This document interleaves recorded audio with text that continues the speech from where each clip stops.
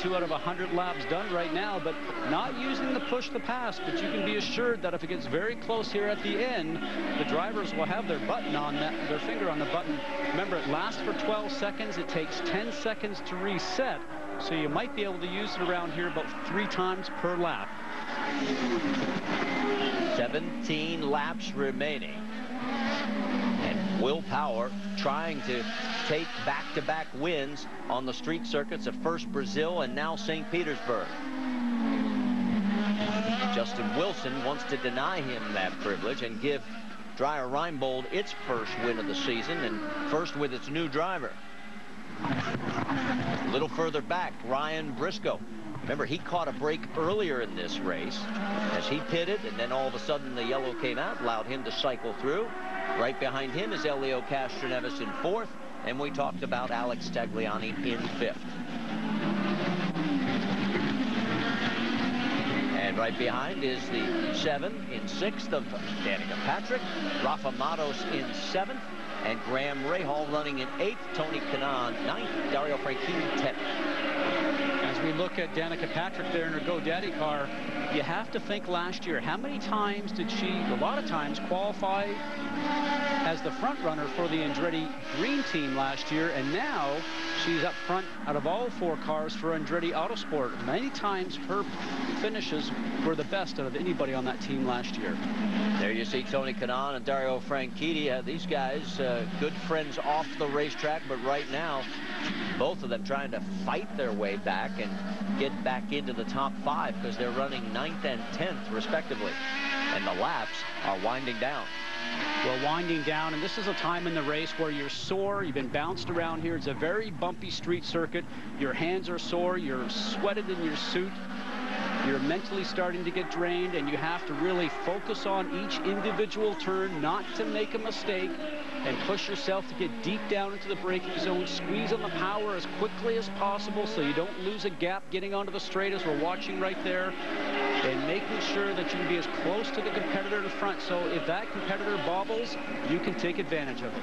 Well, you know, we mentioned about trying to fight their way back into the top 5. Tony Kanaan is the only driver to actually run every lap of all 5 prior races here. He's always finished in the top 5 in the 5 prior events, and right now finds himself 9th. He's got a lot of work still to do, and 15 laps remaining. We talk about being physically fit. We just mentioned how tiring it is. Sometimes these are the races that you get out of the car and you just sit on the side of the cockpit and just sort of regain your composure because you are so physically beat up. On board again with Franchitti. His best finish here, 2nd back in 2005. He also has a 4th and a 5th, but in 06, remember, he had a dismal race there, finishing 19th with some damage. Now, is he going to be close enough to go after TK down this front straightaway? Will he use the push to pass? And TK has not been that strong under the braking zone into 1. Let's see what happens. Not close enough this time. And did not pull the trigger. TK knew he was looking, sort of ran a little bit of an earlier line going into turn 1 to use it a bit as a blocking routine. All right, let's check back in on the race lead. There is Will Power, and right behind him is Justin Wilson. And Justin, each lap seems to get just a little bit closer, and a lot further back is Ryan Briscoe and Elio Castroneves. Right now, if it stays green, it looks like it could be a 2-car race between these two. And making up time, Marty, is so hard. You're pushing so much each individual turn. The car is on the limit of adhesion, and you have to make sure you find that adhesion just a little bit more, but not so much that the car comes out from underneath you. And Will Power knows that he's getting closer. He's on the gas very soon. Yeah, I was going to ask you if you thought they were maybe just sort of pacing a little bit right there, but that Will Power slide sort of showed you that, no, they've got the hammer down and they're going after it. Plenty of push to pass left, as we saw in that last graphic, so they'll be holding it to the very end. Remember, they need to think about if there is another yellow, they're going to want to have lots of push to pass left in the tank. So especially on the restart and for the first couple of laps around here, after restart, you want to be able to have lots in reserve. That last lap was Will Power's fastest of the race. That's how hard they're pushing. 1 minute, 3.89 seconds. Vince?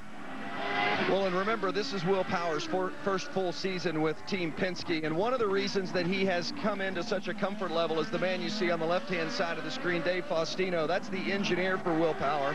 They worked together at Walker in 2007 and also at KV Racing in 2008, and in fact, Derek Walker recommended Faustino to Roger Penske. They went to Will Power and said, what do you think about bringing Faustino in to be your engineer? He said, absolutely, I'd love to work with him again. And Will cites that familiarity with Faustino as being one of the key reasons he's been able to transition to this team without missing a beat, and also helping the other drivers, Elio Castroneves and Ryan Briscoe. And if you ask Roger Penske, what's the secret to success? He will always answer first. It's about the people. And another person that is on that team from Walker Racing is Elio's engineer, Ron Rzuski, who was also an engineer many years ago at Walker Racing. And you're right, it's all about the people and the harmony and how they work together.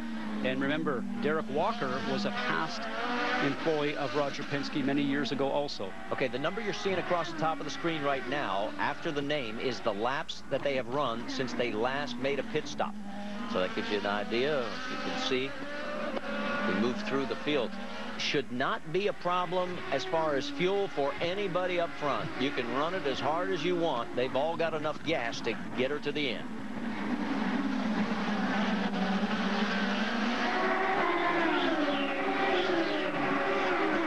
This is when you have to push and get the utmost out of the car, but you are also a little bit tired.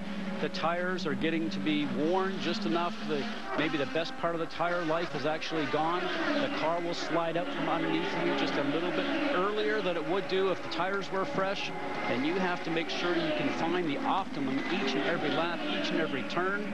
And we think about Alex Tagliani when he got a report on his BMW car that the tires are well used on that machine, but he's still keeping a gap to the car that's behind him, which is Danica Patrick. Tags is in 5th and Patrick is in 6th. And this is the first stretch of the race where we really haven't seen any position changes for you know, this was about a period of about 3 or the last 4 laps. I mean, the most of this race has been somewhere on this racetrack. Somebody's been going after somebody's position. And as we ride along with Danica Patrick now in her GoDaddy.com machine, you can see that she's got the red sidewalls on her car, so she has got the red tires now.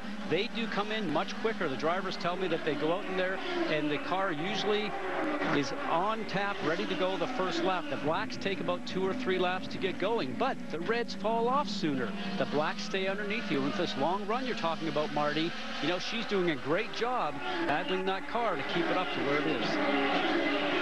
And we now have 10 laps remaining, and she's got Rafa Matos, and look on as Dario Franchitti's taking a look, and yes. Yeah, we saw that TK has had some difficulty in the braking zone in 1.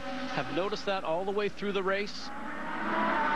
Maybe the car's just not going over the bumps under braking, and right now Ryan Hunter-Reay, his teammate at Andretti Autosport, was starting to have a little bit of a look there.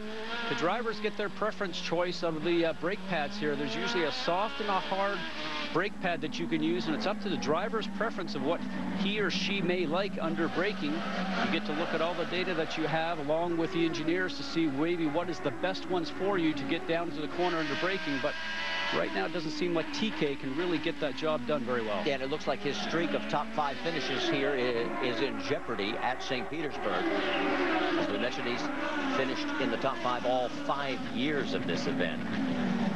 Franchitti, nice line through there, right down to the apex. Does he get on the back? Oh, look at Rahal just slicing against the wall.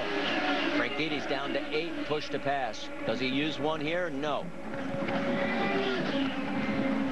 Let's get an update on Graham Rahal, Rick DeBrule.